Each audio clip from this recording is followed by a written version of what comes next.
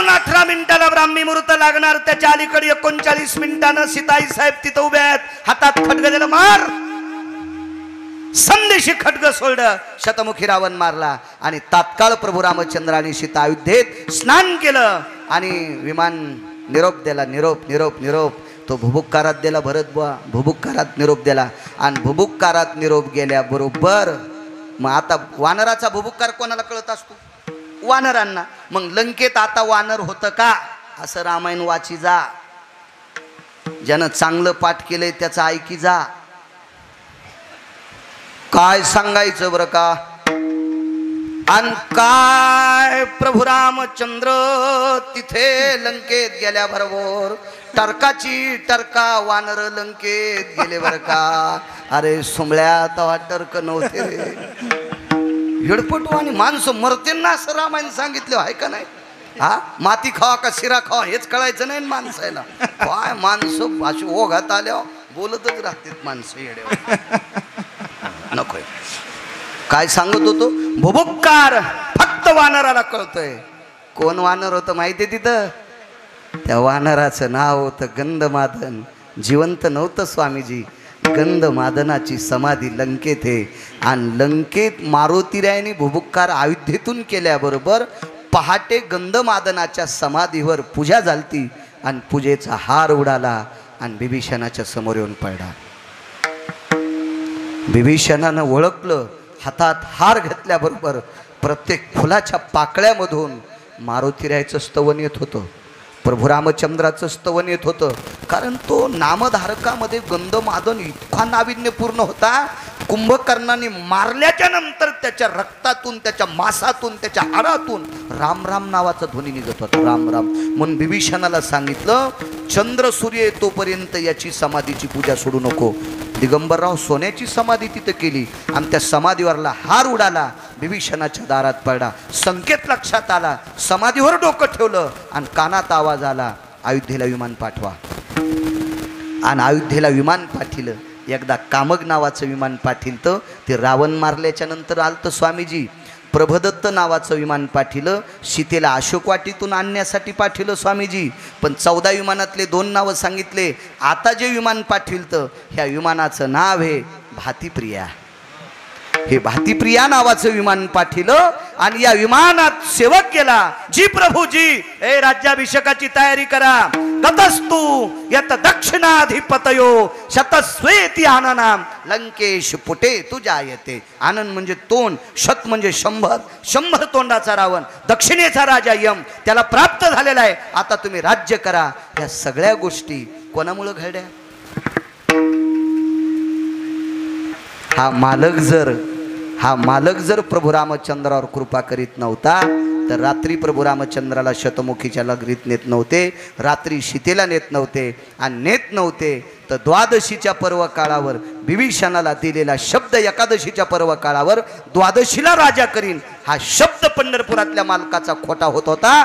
पंढरपुरातल्या मालकाचा शब्द खरा करण्याची ताकद येशवाडीतल्या मालकात आहे. कायवान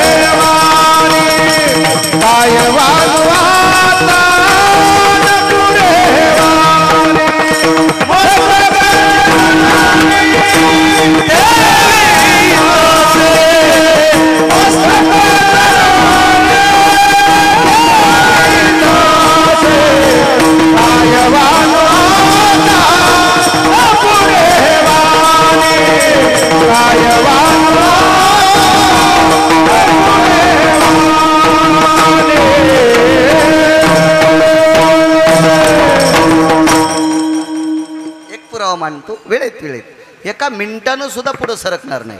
इतक्याचं पाप लागन मला, इतक्या लोकांना प्रसाद घ्यायचा आहे. मला इतका आनंद वाटलाय. वर्षाताई, शरदराव, तुमच्या पंक्तीच्या दिवशी मेघराजाचं आगमन झालंय.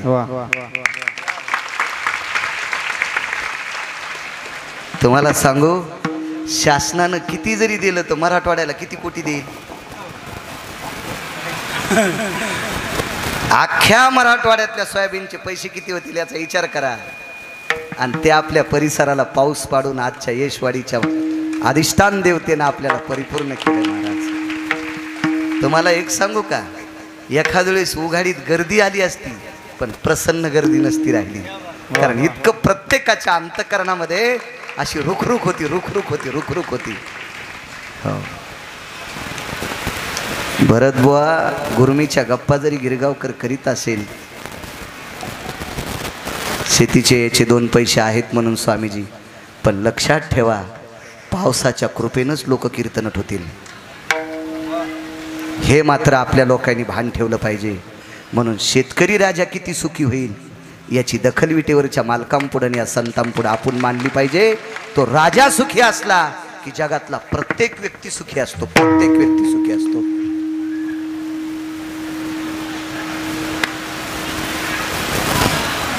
मी किशन बाबाच्या संस्थानला कीर्तनाला चाललो, कावी कोरवाडीकडं. थोडं लवकर गेलो, मला एका ठिकाणी भेट द्यायची होती. ते पौष महिन्यातला कार्यक्रम असतो. गाडी उभी केल्याबरोबर शेतातल्या 2-3 बायका बाहेर आल्या. त्या बायका पाया पडल्या, हाताला मातुडी लागलेली होती आणि पाया पडून पिशवीतले 5 रुपये 2 रुपये, आता काम करणाऱ्या बाईच्या पिशवीत किती का असतील, पण दिगंबरराव त्या रुपया 2 रुपयाला त्या काम करणाऱ्या बाईच्या हाताची काळी माती लागलेली होती, काळी माती. त्या दिवशी लक्षात आलं, बाळ्या, हिशोबानं जग, हिशोबानं जग. ह्या मातीवर विश्व चालतंय, विश्व विश्व चालतंय, विश्व चालतंय. या देशातला शरदराव किती मोठ्या टोकाला उंच गेलेला माणूस असेल, ते याच मातीतले मोती खातो, याच मातीतले. आणि त्या मातीत रक्ताचा घाम टाकून तुम्हा आम्हाला मोती तयार करण्याचं कारखाना माझ्या शेतकरी राजाच्या अंतःकरणात आहे. आणि तो जितका सुखी होईल तितका देश सुद्धा सुखी होईल, हे लक्षात ठेवा. विठाला विठाला.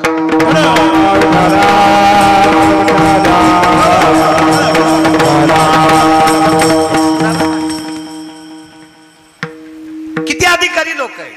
परवाला मी एका राजकीय क्षेत्रातल्या फार मोठ्या नेत्याचा अभिष्ट चिंतन सोहळा होता, तिथे गेलतो संभाजीनगरला.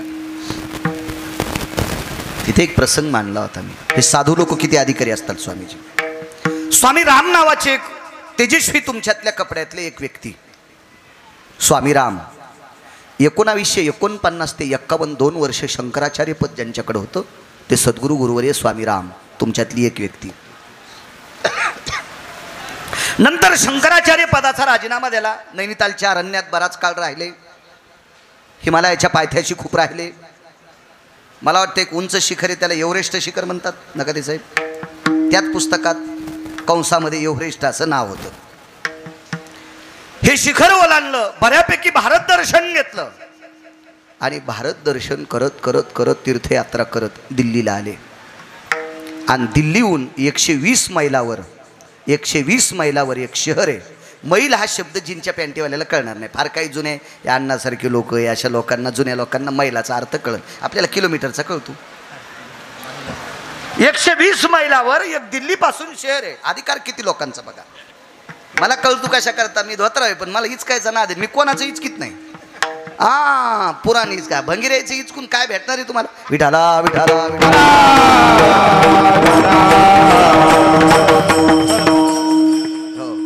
ज्यानं दिलंय त्यालाच कथा माहिती का नाही काय माहित. पुस्तक तुम्ही दिलं ना कधी साहेब, ते हे ध्यानात ठेवा. मला पुस्तकं देणारा माणूस मी जास्त प्रिय मानतो, कारण आपल्याला वाचनाचा छंद आहे. आणि मला बासरच्या मालकिनीनं कृपा केली. 6 बाऱ्या वाचिलं की पाठ होते. शिव्या पण 6 बाऱ्या ऐकल्यावर रस्व दीर्घ तर चुकत नाही. 400 450 इतक्या पाठ आहेत, कोणी शिमग्याला देणार नाहीत अशा देतो मी. म्हणजे पाठ द्यायचं असं म्हण नाही, पण तितक्या पाठ आहेत. मेमरी कार्ड डाटा आहे ना ते. 27 वर्षापूर्वी मी कर्मकांड पाठ केलं, आता करीत नाही. पण आजही मंत्रोच्चार करा. दिर्यं हृदय जनो जज्ञिरे भयदो जाय यद वैशान्नरो तद पुनिदो भयजायो गिरिजापदयं तदा सर्वं एकादश रुद्रो भयव्याप्ताञ्जनी सगर्भेषु सगर्भा पुनितो भयव्याप्ता जायतो अधिष्ठितं लोकत्रयशवाडी अधिष्ठितानां पूर्णो पूर्णभयमुच्यते यतः सर्वनारायणो मुच्यते अधिष्ठितं वासरे सर्वभयो सगर्भेषु पुनितः पुनितोति जायते रघुवंशास्ततं पूर्णमुद्रान भयो ततः पुनितो न भय जद यज्ञिरेण यसिता यत लोकत्रयो जनो. पण तुम्ही वाजिणारे म्हणायला पाहिजे होते. निधियाम निधिपदी सुदीन निभयत चंदन सुदीयतिताने पंचानन भय गिरिजाम पतयम रुद्र भयातिथि स्वायंतो एकादश भय रुद्र छिन्न भय व्याप्ताति भय जायन्ते रघुवंशातो पूर्ण भयो भजम पूर्णयम मुच्यन्ते. असं म्हणता येत नाही. मयावर वारकरी संप्रदायाची कृपा म्हणून या स्वरात, नाही तर ते स्वर आडवे असतात. यन्न जन जनोसी यमिमक्रदंजन भयस्थित सांख्याति मुच्यते रघुवंशास्थित पूर्ण पूर्ण मुच्यते नाम ध्वजाम भयो. 27 वर्षापूर्वी या मेमरी कार्डात डाटा झालं, डिलीट होत नाही ना. मोबाईल साधा आहे ना आपला. तुमच्या मोबाईल मधलं जे जाऊन ते बी लोकांना जाते. विठाला विठाला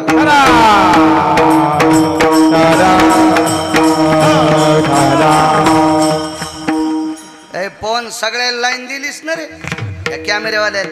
तेच जाय रे तू चांगलं त्याचं चांगलं. ते प्रचार करतेत ना संप्रदायाचा. आमचे काही लोक लावू देईन, लावू द्यायला पाहिजे. हौदात पाणी असल्यावर पिऊ द्या कोणाच्या म्हशीनं. गाई पेत्याल म्हशी पेत्याल, पण हौदात पाणी लय मोठं पाहिजे. आता ज्याचा हौदच कोरडा ते गाईला पिऊ देईन. विठाला विठाला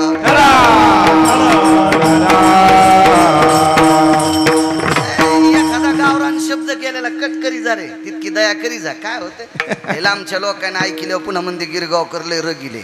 त्याच्यामुळे जरा सध्या कट करी जा. काय म्हणतात त्याला, म्हणतात ना काय इडीट फिडीट डिलीट फिरू फिरू इंग्रजी येते थोडी मला.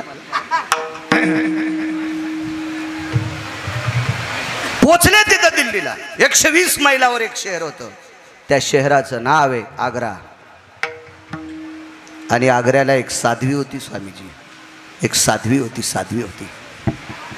स्वामी राम ज्या वेळेला आग्र्याला पोचले, काय वानवाता न पुरे वाणी. तुम्हाला मी म्हणलो होतो एक प्रसंग सांगेल, पण अभंग तुको भरायचा आणि प्रसंग बी तुको भरायचाच आहे. पुन्हा ऐकितो एखाद्या वेळेस नंतर. हो वा वा आहेत जवळ तिकडे ऐकायला सांगतो. आग्र्याला पोचल्याच्या नंतर एक भिक्षुकी होता. आपण शक्यतो भिकारी म्हणतो. तो भिक्षुकी महादेवापत नाव महादेवापत. त्या भिक्षुकीच्या डाव्या हातात एक काठी आहे आणि उजवा हात असा केलेला आहे स्वामीजी. स्वामी राम शंकराचार्यांनी त्या भिक्षुक्याला विचारलं,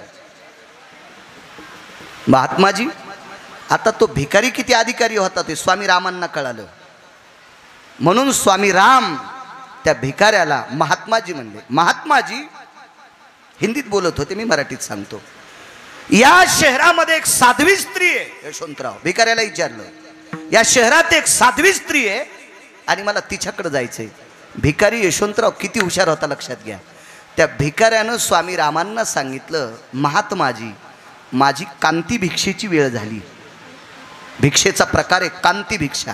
कांती भिक्षा त्याला म्हणतात ती शिजलेली पदार्थ मागायची, म्हणजे तयार झालेली पदार्थ. आपल्या संप्रदायात त्या भिक्षेचं नाव आहे भिषेबुवा मधुकरी. वारकरी संप्रदायात त्या भिक्षेला मधुकरी म्हणतात. संन्यास धर्मामध्ये कर्मकांडामध्ये तिला कांती नाव आहे, कांती भिक्षा. आणि कांती भिक्षेचा टाइम झालाय, मला जायचंय. स्वामी रामांनी विचारलं, का हो तुमच्या हातात काठी आहे, तुम्ही भिक्षुकी आहात आणि पात्र नाही भीक मागायला, तुला काम काय म्हणले. अरे तुरच बोललो ना ते. स्वामी रामांना शंकराचार्यांना, यशवंतराव शंकराचार्य 1949 ते 51 2 वर्ष शंकराचार्य झालेला माणूस. गिरगाव करायला काही करता येईल, शंकराचार्य कसं होता येईल. हे गुतलाय ना. तदेव लग्नं सुदिनं तदेव ताराबलं चंद्रबलं तदेव विद्याबलं दैवबलं तदेव लाभस्ते श्याम जयस्ते श्याम मुरगाळो श्याम.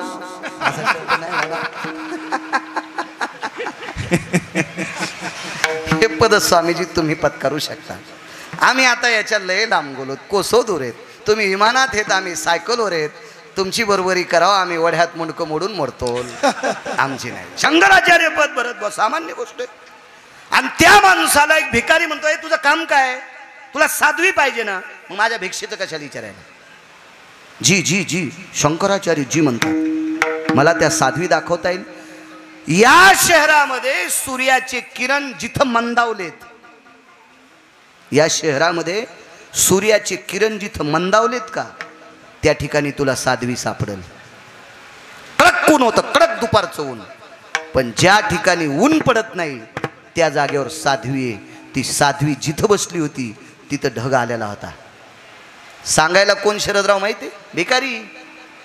एक भिकारी सांगायला आहे. त्यावेळेला स्वामी रामांच्या अंतकरणातली एक भ्रांत होती सात्विकतेची, ती अशी खळबळली. अरे राम राम, एक भिकारी भास्कराच्या तेजाचे वलय सांगतो, हा भिकारी किती अधिकारी असेल.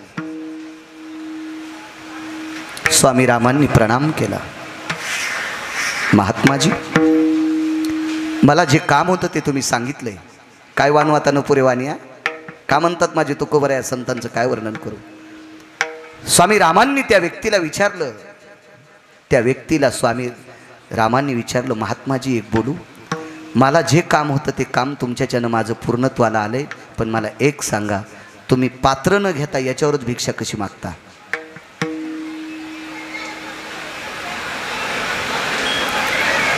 तर त्या भिकाऱ्याने सूर्याला सांगितलं, जरासा थांब, माझी वेळ भिक्षेची झाली, पण तो थोडंसं थांब. वरी हात केला, ठैरिये. भिकारी सूर्याला थांबवायला आहे. भिकारी, तुमच्या आमच्या मतानं तो भिकारी आहे. सूर्य थांब. ते महात्माजी याला बोलतो म्हणे महात्म्याला.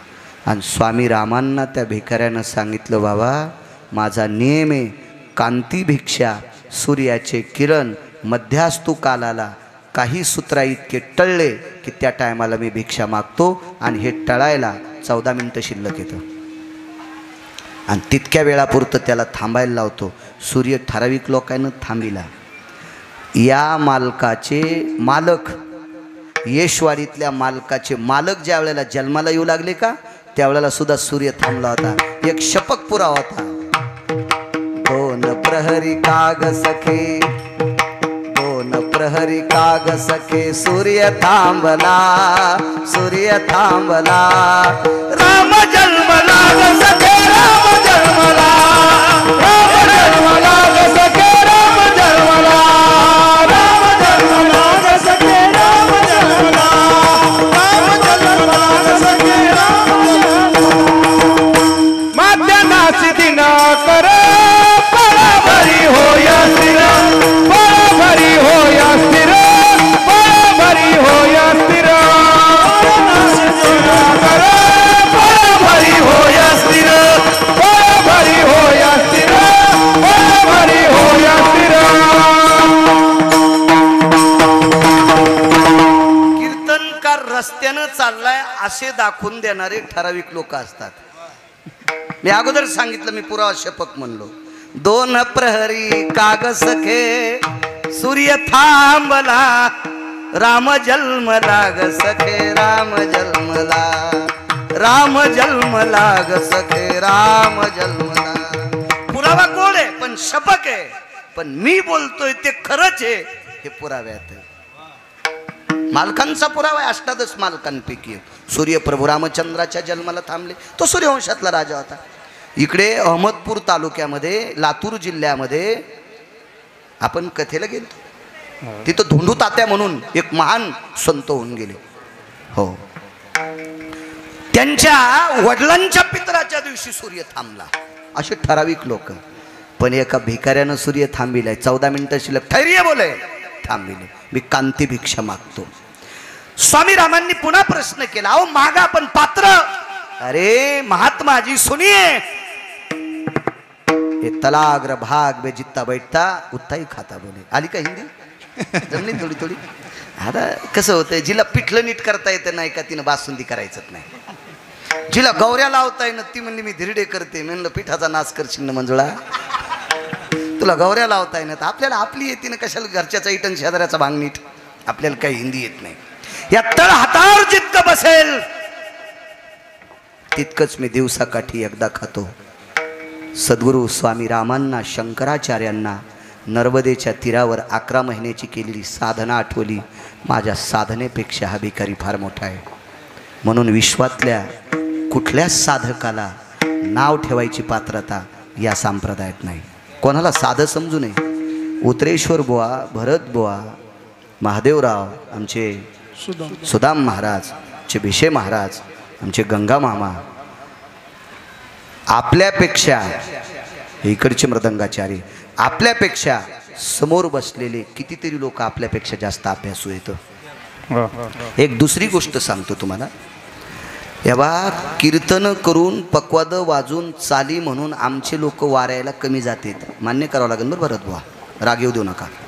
त्याच्यात मी पण घेतले. मला सोडून दिलं तर मग तुम्हाला राग व्हावं, पण मी पण, आमची लोक वाऱ्यांना कमी जातात शरदराव. इतके काही लोक आहेत ज्यांना कीर्तन करता येत नाही, ज्यांना गाता येत नाही, पण महिन्याच्या वारीला पंढरपूरला आहेत. आमच्यापेक्षा कोटीपटीने श्रेष्ठ आहेत. कोटीपटी. कोणाला सामान्य म्हणण्याचा अधिकार नाही, कोणाला साधं म्हणण्याचा अधिकार नाही. काय बरोबरी करू शकतो आपण? ज्या व्यक्तीनं स्वतःच्या अर्थप्राप्तीतून प्राप्त झालेले द्रव्य देवाच्या कार्याकरता वापरत असेल, तो माणूस लहान कसा म्हणता येईल? एकदाही पंढरपूरला गेलते, पंढरपूरला गेलते. मला काही या तिन्ही कार्यक्रमात तुम्हाला शरदराव जास्त बोलायचं योग नाही. मी उगा एखाद्या वेळेस संवाद साधित असतो. काल आम्ही शेतात बसलो होतो. मी काही त्याला घर दाखिलं नाही, घर याच्याकरता दाखिलं नाही, तुमच्यात पैशानं बांधलेलं आहे. त्याच्यामुळं काय एवढं मोठडपण आहे का नाही, काय एवढं दाखवायचंच कशाला. हो, कधी कधी गंगेचा अभिषेक करत असताना एक मंत्रोच्चार असायचा आमच्या कर्मकाठात. गंगोदकं शुद्धो सर्वस्थितायाम पापक्षालन हितार्थायाम यत्त्वाम जलवोघायम गंगोदकम अभिषेकैन योगेन. गंगेचा अभिषेक स्वामीजी, आणि कोण्या पाण्यानं? तिच्याच पाण्यानं. मग त्याच्यासाठी मंत्राचा एक वेगळा उच्चार असतो. त्वमं त्वम प्राप्ते स्थित जायते नाम जज्ञरे सर्वस्थितायाम सपात्रेषु सयसुतायाम पापनाशिनी हितार्थायाम यत् गंगोदक भयम त्वमं पात्रेषु जलयाम मम अवस्थिता त्वमां जायते होतो गंगोदकम स्नानम समर्पयामी. ही येतीच तिला त्याच्याला ते घरदार दाखवायचे. म्हणून मी शेतात बसलो होतो. आलते ते चिखलात, सॉक्स भरले, बुट भरले, पण चला म्हणलं तिथंच बसलो. लक्षात आलं, एकदा तुम्ही पंढरपूरला गेलते शरदराव.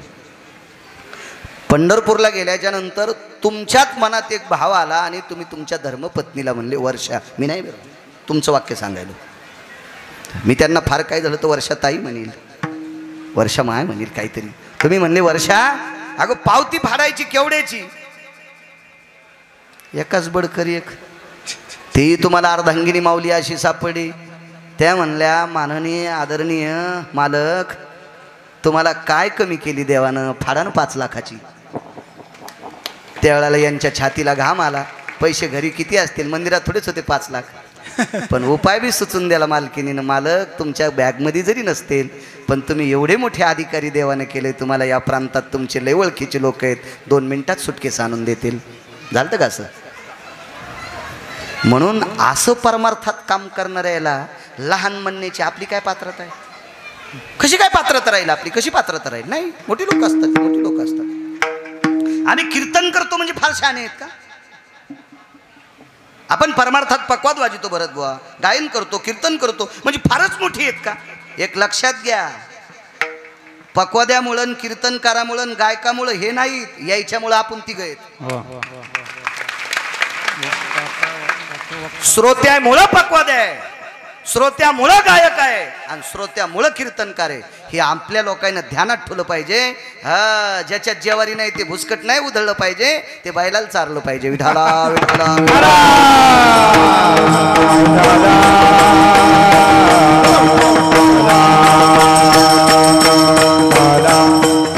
मी घोड्यावर बसेल इतकंच खातो. स्वामी रामांना नर्मदेची साधना आठवली. फार मोठं चरित्र आहे स्वामी रामांचं. आणि मग स्वामी राम जिथे सूर्याचे किरण दिगंबरराव शिथिल झालेत, क्षीण झालेत, त्या ठिकाणी गेले तर तिथं काय होतं माहिती स्वामीजी? एक दर्गा होता. दर्गा म्हणजे कबर. छोटासा दर्गा आहे, छोटासा बारीकसा दर्गा होता. त्याच्यावर त्या काळाला कौलं होते. बारीकसा दर्गा होता आणि त्या दर्ग्यामध्ये धुनी पेटलेली आहे आणि त्या धुनीच्या समोर ती साध्वी बसलेली आहे. स्वामी राम गेले, आवाज दिला, बीबीजी.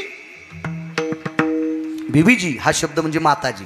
वेगळ्या भाषेत त्याला माताजी त्याचा अर्थ होतो. बीबीजी. त्या साध्वीनं मागं नाही पाहिलं. बोलिये श्रीराम. त्या दर्ग्याच्या उपासक असणाऱ्या स्त्रीच्या मुखारविंदातून शब्द पडले, बोलिये राम. मागे न पाहता भरत बुवा जिनं मागच्या माणसाला राम म्हणा, काय काळी झाला असेल नकादे साहेब, काय काळी झाला असेल शंकराचार्यांना. ही दुसरी अनुभूती आहे. दुसरी एक भिकाऱ्याची अनुभूती दिगंबरराव, दुसरी या साध्वीची. दर्ग्यात बसलेली बाई. वाक्य नीट लक्षात ठेवा. तो दर्गा जरी कबरेसारखा असेल पण त्या दर्ग्याच्या आत एक पुरातन जुन्या काळातला एक निष्ठावंत साधूची समाधी होती, पण त्याच्यावर दर्गा झालेला होता. तिथं ती बसलेली होती. बोलिये राम. तर स्वामी रामांना दोन गोष्टीचा आश्चर्याचा आध्यात्मिक धक्का बसला. भिकाऱ्यानं सूर्याची किरण क्षीण झालेले सांगावा आणि हिनं मागं न पाहता राम म्हणावा, याचा धक्का बसला बिशेबवा. पण स्वामी राम रामच होते. स्वामी सामान्य स्वामी नव्हते. स्वामी तुमच्यातले स्वामीजी, स्वामी राम तुमच्यातली एक इतकी अधिकारी व्यक्ती होती. 11 महिने पवित्र नर्मदा माता सद्गुरू स्वामी रामांना खिरीचं पात्र देत होती. सोन्याचा हात येत होता, त्या हातावर खिरीचं पात्र असायचं. ती खीर दुपारी 1:15 वाजता स्वामी रामांनी ग्रहण करायची. पात्र धुवायचं, नदीच्या पात्रात टाकायचं दिगंबरराव. पात्र अदृश्य होत होतं. दुसऱ्या दिवशी 1:15 वाजता पात्र येत होतं. 11 महिने नर्मदा ज्याला अन्न देत होती ते स्वामी सामान्यच. आणि त्या स्वामींना आश्चर्याचा धक्का बसला आणि स्वामींनी विचार केला, पण बाई दर्ग्याची उपासक आहे, हे तो दर्गा आहे. आपल्या संप्रदाय त्याला किती मानतात. काही लोक अधिकारी वारकरी संप्रदायात अनगडशा फकीराला किंमत, बाकीचे जे पेंड्या घेऊन फिरते त्याला किती किंमत असेल ते आपण हिचकायचं नाही. आपली पात्रता बी नाही, आपली लायकी सुद्धा नाही. एखाद्या धर्मावर वाईट बोलणं ही आपली पात्रता नाही. कारण वारकरी संप्रदायाने सगळ्यात धर्मातली चांगली माणसं आपलीशी केली. कबीर मोमीन लतीफ मुसलमान सेना नावे जान विश्वनाथ. सामान्य लोक नव्हती. सजन कसाया इकू लागे मास मारा सावत्यासे कुरकू लागे. सजन नावाचा खाटी असन मुसलमानाच्या कुळातला, पण इकडच्या लायकीत होता. हो, अनगडशा फकीर तुकोबारायच्या घोंगडीची घडी करीत होता. या फकीराने चिमटा वाजविला, पाऊस पडत होता. या फकीराच्या कटोऱ्यामध्ये 1300 क्विंटल गहू टाकले होते तरी भरलं नव्हतं. आणि जिजाबाईच्या मुलीनं भरलेला हात झटकिल्याबरोबर फकीराचं कटोरं भरवून गेलतं. ते फकीर काय सामान्य सिद्ध पुरुष होता. फक्त तुम्हाला सांगतो, ते अधिकारी मोक्षाचे, वारकरी सामान्य नाही. पण वारकऱ्याने आपला दर्जा सांभाळला पाहिजे. दर्जा. एकाच्या खांद्यावर झेंडा होता, मी म्हणलं इना घ्यायला जाना. कोण बसलं पिना पाडून घेत. इना घ्या आणि कुठं काही करा. इकडं तिकडं मागलं तर 700-800 रुपये येते. भिकार चोठेस तू. तुला इना घ्यायचा कटाळा येतून इकडं तिकडं दुकानं फिरतू सोंबळ्या. तू संप्रदायाचा अपमान करायला. अरे सप्ताहात इना घे, तुला आदरानं शाल शिल्पर हार घालून पुढचे लोक सन्मान करतील, देतील ना पैसे. भिकार चोट धंदा करतो, अपमान करतो त्या झेंड्याचे. याला वारकरी नाही म्हणायचे.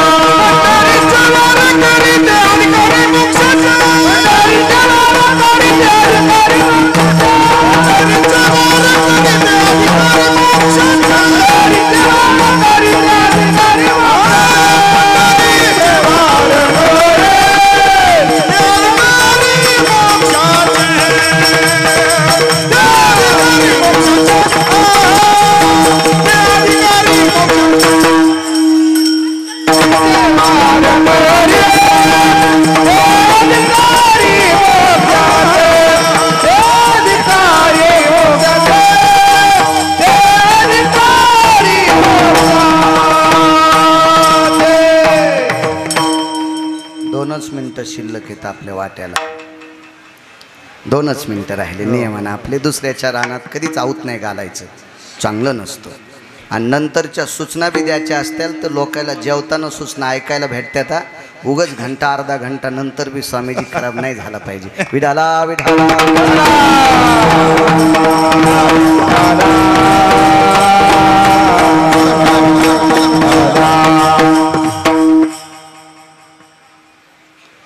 मी या संप्रदायाचा आहे.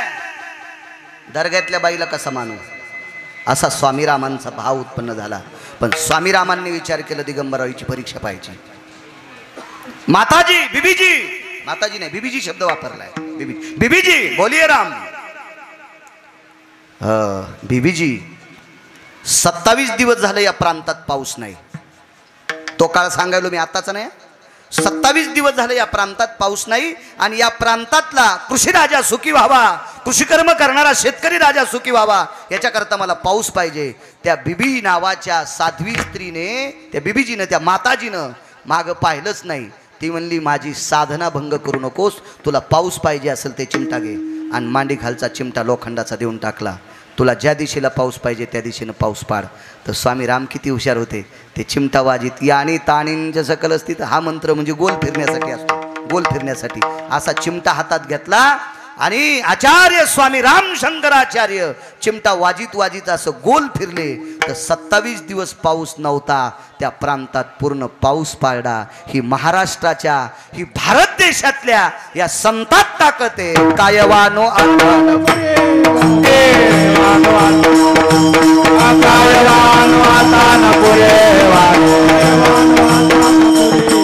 मस्तकाचरणे ठेवी दासो, मस्तकाचरणे मस्तकाचरणे कायवानो आता न पुरे वाणी, मस्तक चरणे ठेवी तशी. सर्व संतांचं चरित्र पाहत गेलं तर फार मोठं नाविन्य आहे. परमपावनाचा दिन श्रावण मास. या श्रावण मासामध्ये भगवान शिवजीचं अधिष्ठान असतं. मार्गशीर्ष महिन्यामध्ये भगवान विष्णूचं अधिष्ठान असतं. मासानाम मार्गशीर्ष विष्णूंचं अधिष्ठान आहे. आणि श्रावण मासात भगवान शिवशंकराचं अधिष्ठान. माझ्या मायमावल्यांनो, सत्पुरुषांनो, तरुणांनो, हा मास अत्यंत परमपावन आपल्या संस्कृतीत मानला जातो. या परमपावन मासामध्ये पहाटे स्नान करून तुळशीला पाणी घालावं, भगवान शिवजीला पाणी घालावं, असे काही नियम आहेत. पण या मासामध्ये अन्नदानाला सुद्धा तितकीच किंमत आहे. असं काही नाविन्य नाही. भक्ती संप्रदायामध्ये मानस पूजा सांगितली. मानस म्हणजे मनानं करायची सांगितली. हो, 10 लिटर दूध आणून शंकराच्या मारुतीच्या डोक्यावर वतायचं असं नाही. मानस दुग्धम घ्रते शुभय स्थितम शर्कराय खाद्या स्थितो मधुस्नानम समर्पयामी. म्हणजे मध आणलं नाही, दूध आणलं नाही, साखर आणली नाही, तूप आणलं नाही, समर्पयामी अशी मानस पूजा. तशी मनानं पूजा जास्त करायची आणि शरीरानं अन्नदानाची पूजा जास्त करायची. आदरणीय शरदराव, तुम्हाला ही सेवा आजच्या या पवित्र प्रांगणामध्ये माझ्या यशवाडीतल्या मालकांच्या दरबारात, ज्याच्या नावातच यश आहे, ज्याच्या नावात यश आहे, त्याच्या जीवनात अपयशाची काय अवस्था आहे. अहो, यश, कृती, औदार्य भगवंताची लक्षणं आहेत ना. ऐका, हा, श्री औदार्य ज्ञान वैराग्य ऐश्वर्य. हो, जेवारी निघल्यावर असण्या का. ऐका, यशस्वी औदार्य हे देवात आहे, देवात. पण देवाकडं हे सगळं औदार्य असताना सुद्धा त्याच्या पण जीवनात स्वामीजी अपयश प्राप्त झालं. आणि त्याला सुद्धा यश देण्याची ताकद या मालकात आहे. 7व्या अवतारामध्ये पंढरपुरातला मालक जे होतच नव्हता, 8व्या अवतारात जे होतच नव्हता द्वारकाधीश कृष्ण परमात्म्याचा. पांडवांना गादी एकदाही भेटत नव्हती. गादीवर कौरवच बसणार होते. पण कौरवांना मारून भजन करणाऱ्या पांडवांना गादी द्यावी अशी मानसिकता या मालकात होती. यश थोरविला मारवती औदार्य देवळी वरदाती कीर्ती दिवाकरी वाकरी. यश थोरविला मारवती विवेचन केला गंगापती औदार्य देवळी करणाती.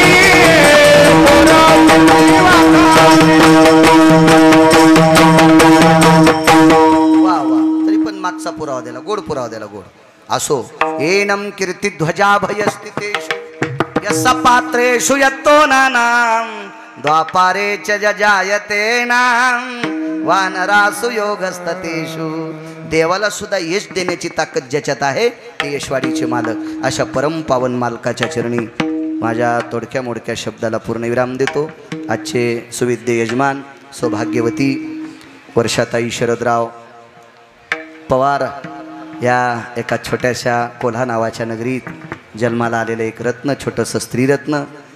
माहेर त्यांचं परभणी जिल्ह्यातच माहेर आणि सासर मायापुरी असणारी फार मोठी नगरी, तिथं वर्चस्व. दोघाही पती पत्नींना तो अधिकार प्राप्त झाला.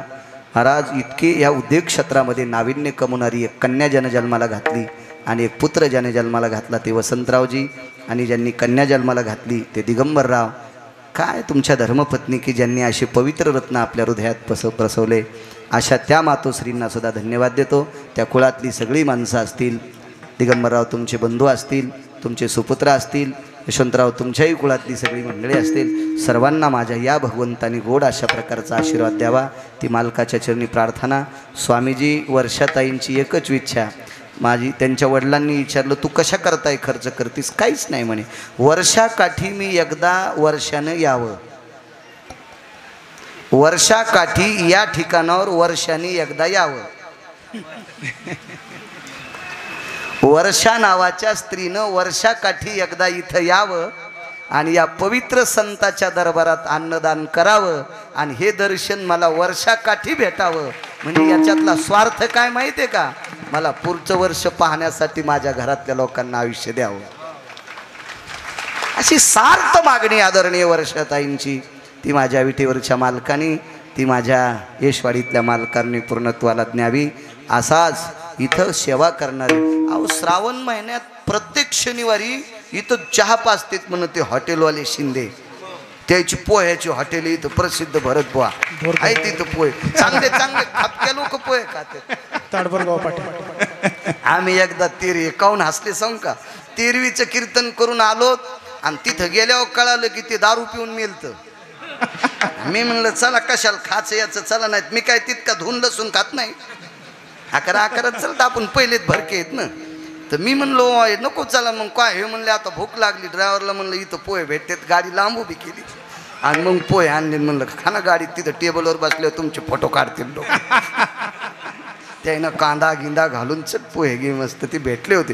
ते दर श्रावण महिन्यामध्ये इथं चहाची वारकऱ्यांना भक्तांना माझ्या यशवाडीतल्या मालकांच्या सेवकांची सेवा करतात. स्वामीजी त्या शिंदेंना सुद्धा धन्यवाद.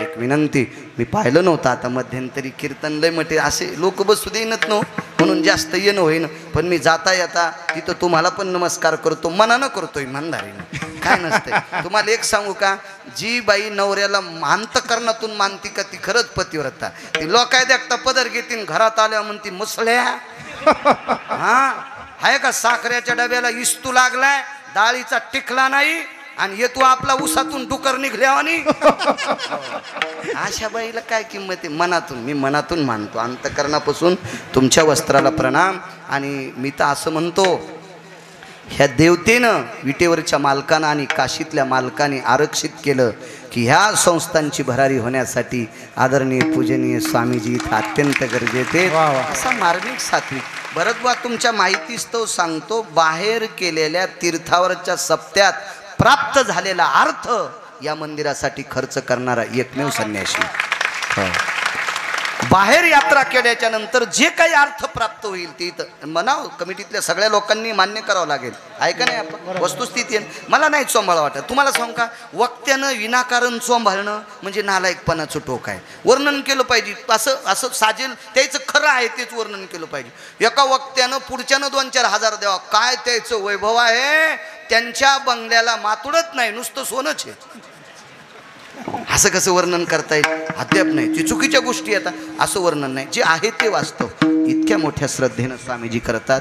असंच तुमच्या कार्याला यश देवो, ह्या मालकाची सेवा तुमच्या हातानं घडो आणि चंद्र सूर्य आहे तोपर्यंत संस्थान.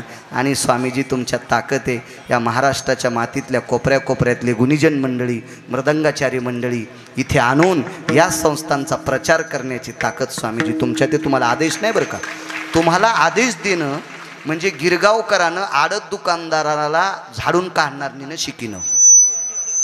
मी माझ्या दर्जात राहणारा माणूस आहे, आपल्याला नाही आवडत. शहाण्याबाईनं आमंत्रण दिल्यावर लग्नाला जावा, पण पाय धुवायला उठ म्हणल्यावरच उठावा. ही लग्नाला आमंत्रण दिल्यावर गेली आणि मग पाटावर उभी राहिली. पोराची माय म्हणली माझ्या बहिणीचे पाय आधी धुवायचे. मग हिचं पोटी एवढं मोठं तोंड फुगलं, नुकती खाल्ली नाही काय नाही. मी तशी सवाशीन नाही. आपण आपल्या पायरीनं राहणारा व्यक्ती आहे. मी तुम्हाला आदेश करत नाही, कारण तुमच्यात ती विटेवरच्या मालकानं, काशीतल्या मालकानं, मारुतीरायानं ताकद दिली. विश्वातला नाना प्रकारचा आध्यात्मिक क्षेत्रातला कीर्तनकार असेल, भागवतकार असेल, रामायणकार असेल, हे गुणीजन मंडळी असतील, मृदंगाचार्य असतील, हे संस्थांची महती जगभर पसरवण्याची ताकद, त्यांना टोकाटोकाचे अभ्यासू लोक इथं आणून ती प्रसिद्धी करण्याची ताकद तुमच्या हातात आहे स्वामीजी, आणि ती तुम्ही करावी ही तुम्हाला विनंती करतो. आजचे यजमान आदरणीय शरदरावजी असतील, त्यांचे पिता श्री वसंतराव असतील, सासरे दिगंबरराव असतील, आदरणीय विठ्ठलराव असतील, आदरणीय कृष्णाभाऊ असतील, वर्षाताई आदी करून हे सर्व कुटुंब, या सर्व कुटुंबाला माझ्या या यशवाडीच्या मालकांचा आशीर्वाद. उपस्थित माझी गुणीजन मंडळी, ज्ञानोबाराय तुकोबारायच्या नामाचं चिंतन करणारी मृदंगाचार्य, मस्तक माझा पायावरी, या वारकरी संतांच्या विठोबा रखो माय.